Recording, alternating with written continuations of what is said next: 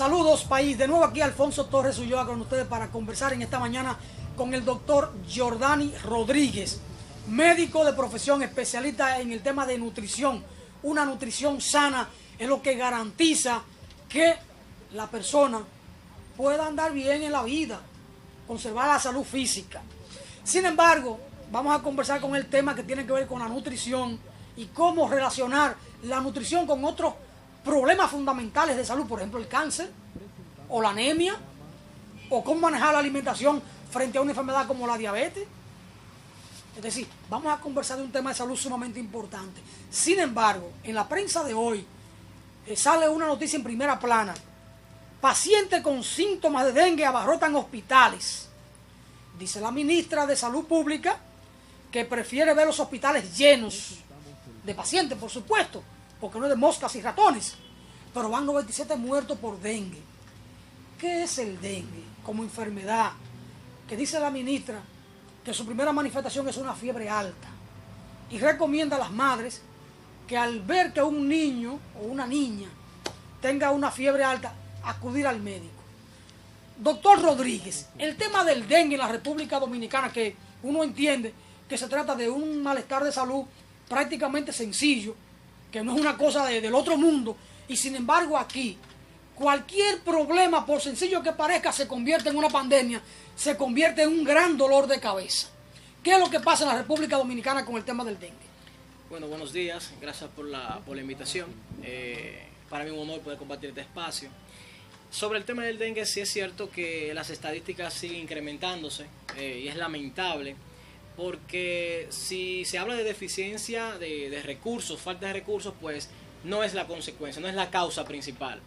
Yo diría más bien que es una falta de conocimiento de una parte de la población, una falta de información, y pienso que podría servir llevar a la población la información que realmente necesita. Sí, el Estado, se ven campañas, se ven políticas de información que se está llevando a la ciudadanía. Vemos grupos, organizaciones privadas, públicas, que están poniendo de su parte, aportando, llevando información a los barrios, haciendo campañas. Se ven las campañas de fumigación, pero a pesar de eso es lamentable ver cómo las estadísticas se incrementan. No solamente es para los pobres, esto afecta a cualquier clase social, como es el caso, por ejemplo, recientemente, de ayer prácticamente, falleció un joven talentoso, Luis Reynoso, me parece su nombre, que está empezando a moverse en los medios de comunicación, estaba empezando, lamentablemente falleció por causa del dengue. Entonces, vamos a decir que esta familia no tuvo la información. Sí, tuvo informaciones, pero no depende de ellos. Ahora, algo que es muy preocupante también es la automedicación. Vemos pacientes que entienden que presentan una fiebre y entienden que es la misma fiebre que puede presentar un resfriado y se automedican, no acuden inmediatamente a los centros de salud.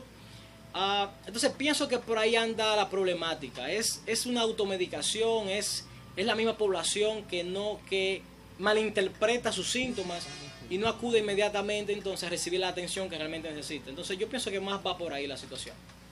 Las medidas de prevención de la población para evitar el dengue u otra patología sencilla que se convierte aquí en una tragedia. Claro que sí. Bueno, el dengue es una de las enfermedades tropicales, como tenemos también la leptospirosis, que hubo un tiempo atrás que se hizo mucha campaña por la leptospirosis, y más para estos tiempos que aumenta la temporada ciclónica, pues que hay inundaciones. Pero la leptospirosis tiene que ver con la mordedura de una rata. No, la orina de la rata que contamina los alimentos, pero también se necesitan hacer medidas preventivas para la parte de la leptospirosis. Ahora, con el dengue, que es tu pregunta, pues están las campañas, están las jornadas, tapar los tanques que acumulan agua, esos reservorios donde se puede producir el mosquito, Aedes aegypti. Entonces, la población sabe esto, pero no es tan diligente, echarle cloro a las aguas también. La formación está, el pueblo la tiene. El asunto es la mala interpretación y la automedicación. Yo pienso que ahí que está realmente la situación, el problema. Hablemos de nutrición. El ser vivo es lo que come. Eso es cierto. Para mí la alimentación es fundamental, sobre todo a partir de mi cultura agronómica. todo ser vivo, sea una planta, sea un pescado, el ser humano o un animal, es básicamente lo que come. La nutrición, la importancia de la nutrición y su relación con enfermedades que hoy son un gran dolor de cabeza, de que una persona con una enfermedad terminal simplemente tiene que abocarse a la muerte. Ahí sale la información, hay que hacer un trasplante de hígado a una joven y eso cuesta 45 millones de pesos. Y la madre no gana ni siquiera 1.000 pesos de salario. Entonces, vamos a ver qué pasa. Alimentación y su relación, su vínculo con enfermedades fundamentales para el ser humano. Claro que sí. A través de los tiempos, siempre se le ha dado la importancia a lo que es la alimentación. Es bien como dices, uno es lo que come, y es así. Se relaciona bastante la alimentación con las enfermedades cardiovasculares, las cardiopatías, como también las diabetes. Y es bueno que la población entienda que la alimentación es fundamental, es vital. No cualquier tipo de alimentación, por supuesto, sino tiene que ser una alimentación balanceada, equilibrada y adecuada para cada individuo. Porque a veces creemos que lo que le funciona al otro también me funciona a mí. Y no es así. Cada persona tiene sus necesidades, sus requerimientos. Y por ende, la recomendación es, por supuesto, que acuda a profesionales del área que puedan orientar correctamente para que las personas puedan consumir los nutrientes que realmente necesita.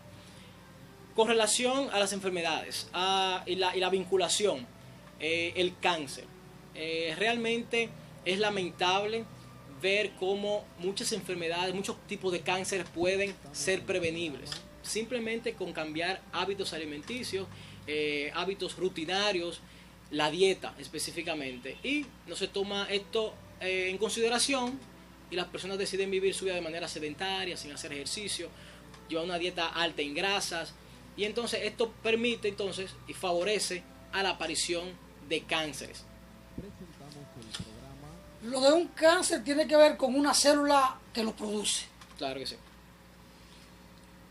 Esa célula, ¿en qué ambiente se desarrolla? Porque entonces ahí viene el tema de los azúcares y el tema de los carbohidratos que se convierten en azúcar. La cultura alimentaria del dominicano, arroz, habichuela y espagueti, arroz, habichuela y carne, con una gran carga de carbohidratos. O el café, que tomamos café 4 o 5 veces al día, siempre con azúcar, porque tomamos el té. O la bebida gaseosa embotellada, la Coca-Cola, la Pepsi-Cola, el refresco rojo. Entonces, la alimentación ahí juega un papel fundamental. Claro que sí. Y el tipo de células, entonces, habrá que buscar una alimentación adecuada para que las células cancerígenas o que ayudan a mantener el tema o el problema encuentren un ambiente diferente. Claro que sí, claro que sí. Mira, para poder encontrar soluciones, es bueno conocer los orígenes, la naturaleza del problema. Y para que los televidentes puedan entender un poquito cómo se origina un cáncer, fíjense, para iniciar de manera natural, de manera fisiológica, en nuestro organismo tenemos millones de células. Tú, Alfonso, tienes millones de células ahora mismo, que constantemente, y en este momento, aunque tú no lo sientas, ellas están creciendo, están multiplicándose, otras se están desgastando y otras están muriendo. Entonces, esto ocurre, este ciclo se da durante todo el día. Tú no lo sientes, pero está sucediendo. Ahora, ¿qué es lo característico de esto? Que lo hace de una manera controlada. De una manera controlada, organizada y mantiene así un equilibrio. Desde que nacemos hasta alcanzar una edad adulta, pues este crecimiento, esta multiplicación de las células está de una manera acelerada. Llegamos a la edad adulta y aquí se enlentece un poco este proceso. Ahora, ¿qué ocurre? Cuando una célula se va a multiplicar, se va a dividir en otra, en ese lapso de tiempo puede ocurrir una alteración, específicamente en el ADN. El ADN es una sustancia, un componente de las células, que es la que tiene que ver con todo lo que es la función de la célula. Entonces, al momento de la duplicación de esta célula ocurre una alteración. Entonces, en esta alteración se produce entonces una célula anormal. Entonces, este conjunto de células anormales se siguen multiplicando de una manera descontrolada, que es lo característico del cáncer. Un crecimiento descontrolado que puede invadir otros tejidos en el cuerpo, formando tumores y lo que conocemos como metástasis, que es una de las palabritas que realmente produce temor. Cuando se habla de metástasis, la gente se asusta, porque entiende que la metástasis es una etapa, se muestra en las etapas finales de los cánceres y la persona tiene Hay un desbordamiento de las células y ocupan todo el cuerpo. Específicamente en metástasis. Invaden el cuerpo.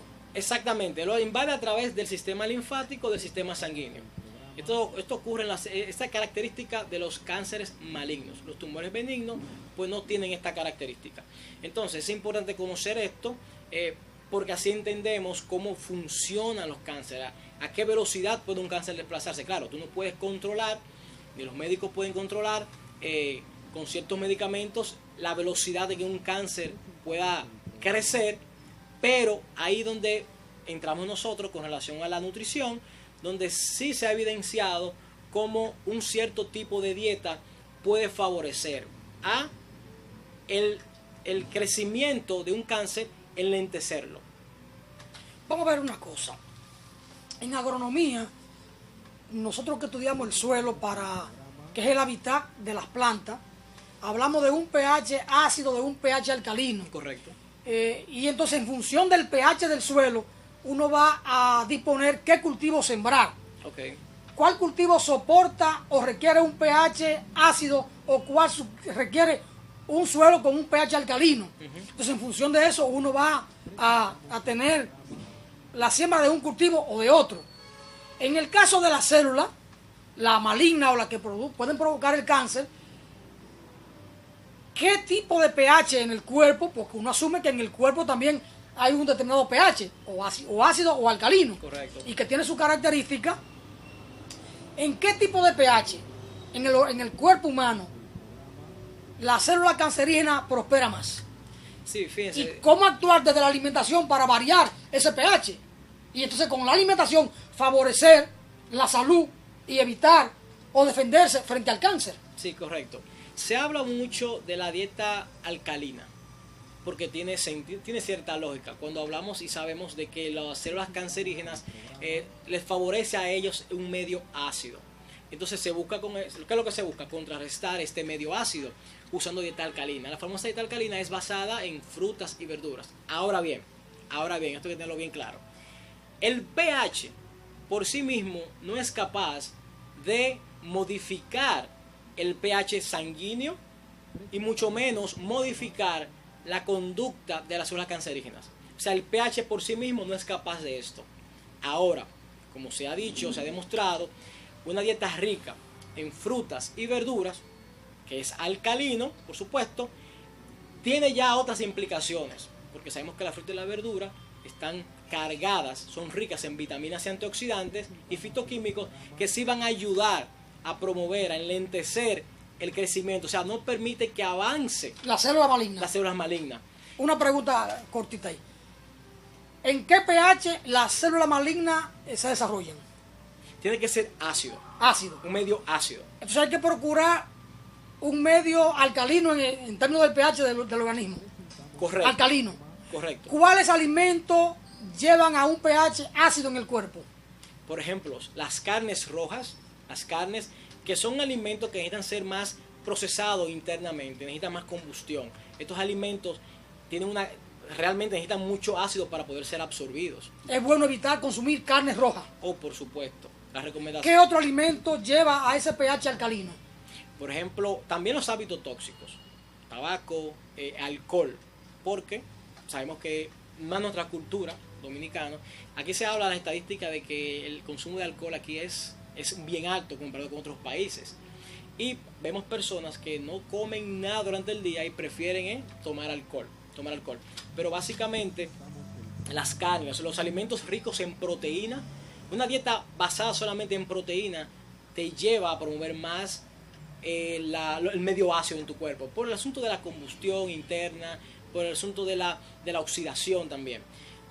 Pero siempre va a ser importante seguir las recomendaciones de consumir las verduras y las frutas, abundante agua, abundante líquido sobre todo. El ambiente de la acidez en el organismo ayuda a desarrollar células cancerígenas y a multiplicarse más rápidamente. Claro que sí. Entonces, ¿cuáles alimentos ayudan a lo contrario a un pH alcalino? Sí, claro que sí. Hablaba ahorita de la dieta alcalina, ¿no? Entonces, La recomendación es que usted pueda, las carnes se pueden consumir, por supuesto, porque hay cáncer que son, hay carnes que son de un consumo seguro.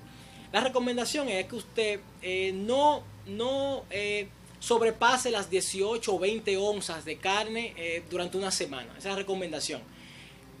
Una o dos veces a la semana poder consumir carnes rojas a una porción moderada. Y ahí tenemos el té verde, que es un potente antioxidante. Las frutas, por supuesto, vuelvo y repito, y las verduras, por lo que mencioné de los antioxidantes que conlleva, que tiene, las vitaminas, por supuesto, y los fitoquímicos.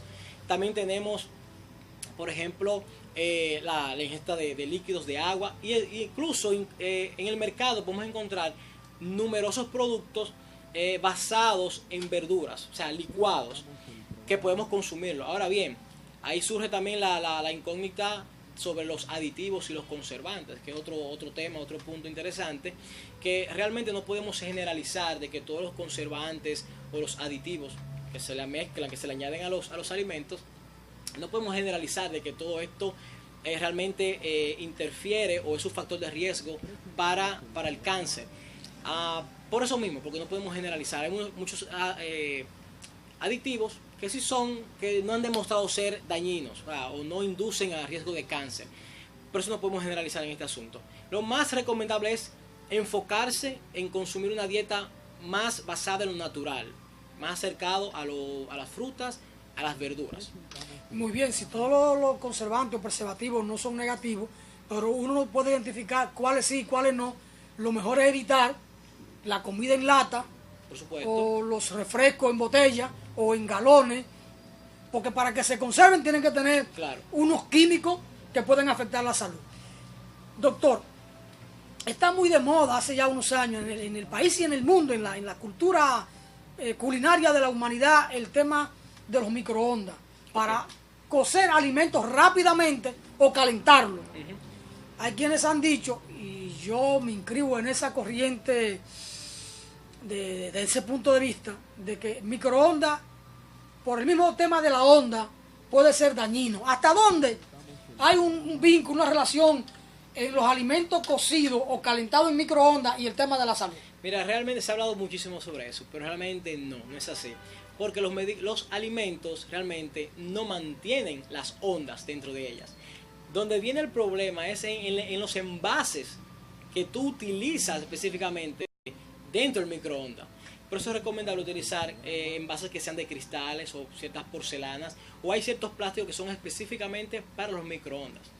Pero cualquier tipo de envase plástico que tú utilices, de los más comunes, pues pueden desprender ciertas partículas que tienen esos envases. Pero realmente las ondas no se quedan impregnadas en los alimentos. O sea que realmente es un mito, realmente. Yo he pensado siempre que sí, que las ondas son dañinas. No solo del microondas como tal, con el tema de los alimentos, sino incluso con el tema del celular, con el tema de la televisión. Ver una pantalla durante mucho tiempo y de cerca, como hacen los niños y las niñas hoy. El tema de las computadoras. Para mí, que ahí hay un problema. Yo prefiero alejarme lo más que pueda del teléfono y de televisión, de computadora y estas cosas. Aunque la humanidad y sobre todo la juventud es como adicta hoy a estos artefactos. Sí, se entiende. Pero fíjate algo, en relación a la manera también de cocinar los alimentos, también es importante tener en cuenta que los alimentos que son cocinados a altas temperaturas también se ha demostrado, incluso estudios en Europa, en Estados Unidos han demostrado que hay ciertos alimentos que cocinados a altas temperaturas superior a los 120 grados Celsius pueden desprender ciertas sustancias químicas que así se relacionan con el cáncer. ¿El alimento o el fuego? El alimento. ¿O la alta temperatura? No, en el alimento. Por ejemplo, la asparganina es un aminoácido, es una parte esencial de algunas proteínas que se encuentra en algunas frutas y verduras, específicamente más verduras. Y cuando estas verduras entonces son sometidas entonces a una alta temperatura, convierte y aparece acrilamina, que es una sustancia química, fíjense, que es utilizada en centros industriales, para procesos industriales como para la creación de papel, de tintes. Se utiliza también en aguas residuales, en el proceso de agua potable. Entonces ese proceso en los alcantarillados también se utiliza. También se utiliza para producir productos de consumo masivo, por ejemplo como las masillas, sellantes. O sea, una sustancia química. Poner los niños a bregar con masillas que puede tener su consecuencia entonces. Bueno, todo depende. Todo depende. Hay que ver, claro, por medio de la piel se puede absorber muchísimas cosas. Ahora, una masilla, supone que su niño está jugando con masilla y se ensucia, lo correcto después lavar las manos al niño, ¿no? Para que no quede con esa, no solamente masilla, no también las pinturas. Y no dejarlo mucho tiempo con la masilla. Sabemos que las pinturas tienen una alta concentración de plomo. ¿Usted sabe? Pero básicamente lo que quería decir, específicamente con el tema de la manera de cocinar, es más preferible entonces que también evitemos, por ejemplo, las carnes a la parrilla. Cuando tú cocinas una carne a la parrilla que produce un carbón, se queman, produce un carboncillo, sí se ha demostrado que ese carboncillo puede ser cancerígeno. Entonces, es mejor evitar freír los alimentos. En los estudios que te mencionaba ahorita, estudios europeos y estadounidenses, ellos encontraron que, por ejemplo, en las papas hay un alto nivel de acrilamida cuando son sometidas a alta temperatura. Por ejemplo, las French fries o papas francesas o papas fritas, como son sometidas a alto calor, entonces estas desprenden esta sustancia química. Muy bien. Hay muchas sí, cosas en esto. Alimentos cocidos a alta temperatura pueden tener alguna implicación, algún claro impacto sí, negativo riesgo en la salud. Y entonces nuestras amas de casa que usan la olla de presión, que esto es una temperatura altísima, que en media hora unas habichuelas, unos frijoles están blanditos. Claro. Entonces no es recomendable usar la olla de presión. Bueno, lo primero es lo siguiente, no son todos los alimentos que pueden desprender sustancia. Desprender sustancia, por supuesto. Mencioné la papa porque es uno de los que más se ha estudiado y de las que más contienen este tipo de sustancia. Entonces lo recomendable es que puedan hervir, pueden hornear también, pero por ejemplo, un tips para cocinar las papas, lo mejor es hervirlas primero. Darle color primero, como se dice, darle color primero hirviéndolas y luego la lleva al proceso de freírla, llevarla al sartén. Vamos a un tema que me toca a mí, el tema de la agricultura orgánica. Okay. Los llamados alimentos no contaminados o que se utiliza la menor cantidad de agroinsumos para su producción. Correcto. Alimentos orgánicos y salud. Sí. Se ha hablado desde que se conoció todo esto, los estudios sobre la alimentación orgánica, tiene sus ventajas. Tiene sus ventajas contra los alimentos convencionales. Ahora bien, aunque sí es saludable, aunque sí es bueno, sí es positivo el consumo de los alimentos orgánicos, no se ha vinculado, no se ha visto una gran diferencia con relación al riesgo de cáncer con los alimentos convencionales. O sea, aquellos alimentos convencionales que no son tratados, por supuesto, que son tratados y no son como los orgánicos en su producción, pues no hay una diferencia con relación al riesgo de cáncer. Ahora, con relación al riesgo de adquirir otras enfermedades, sí. De manera personal, te puedo explicar mi experiencia. Estuve un tiempo viviendo en los Estados Unidos, un breve tiempo, y allí mi alimentación se basó en alimentos orgánicos por un tiempo. Regreso al país y mi interés, yo quería continuar consumiendo este tipo de alimentos porque vi mucha mejoría. Era para mí mucho mejor, a nivel de trato digestivo pude sentir mucha mejoría. Mis niveles de alergias se redujeron bastante. Yo sufro de rinitis alérgica y se redujo bastante el yo tener esa posibilidad de poder consumir esos alimentos por ese tiempo. Llego acá al país, quería continuar con esa alimentación, pero sabemos que la alimentación con alimentos orgánicos es un poquito costoso realmente. Y al volver de nuevo a la alimentación con los alimentos convencionales, sentí de nuevo la reacción. Entonces, si nos vamos a qué beneficios puede tener la comida orgánica, sí, nos va a traer muchos beneficios. Ahora, con relación al cáncer, no hay estadísticas contundentes que demuestren que limitan o disminuyen el riesgo de cáncer. Pero si el organismo está estable, está funcionando bien, es posible que eso ayude, definitivamente. Una última pregunta, porque el tiempo se nos fue hace rato. ¿Cómo va a ser? El tiempo se nos fue hace rato. Nosotros aquí en el país consumimos mucho azúcar. Y hay una parte de la población que consume leche de vaca. Azúcar y leche de vaca. ¿Cómo todo esto ayuda al desarrollo, al hábitat adecuado para las células cancerígenas? Perfecto, fíjense. El azúcar en sí mismo no va a promover el cáncer. Ahora bien, sí hemos hablado de sobrepeso y obesidad, que sí, un uso excesivo del azúcar, un consumo excesivo del azúcar, te puede llevar a sobrepeso y obesidad. Entonces, aquí sí la obesidad sí es un factor de riesgo para el cáncer. Con relación mencionadas a la leche, pues la leche es rica en proteína, también tiene un tipo de azúcar, que es la lactosa, pero esta es saludable, o sea, no hay inconveniente con esto. Ahora, la leche de vaca, por supuesto, tiene un gran contenido de grasa. La recomendación siempre es usar leche descremada, ¿no? Esa es la recomendación.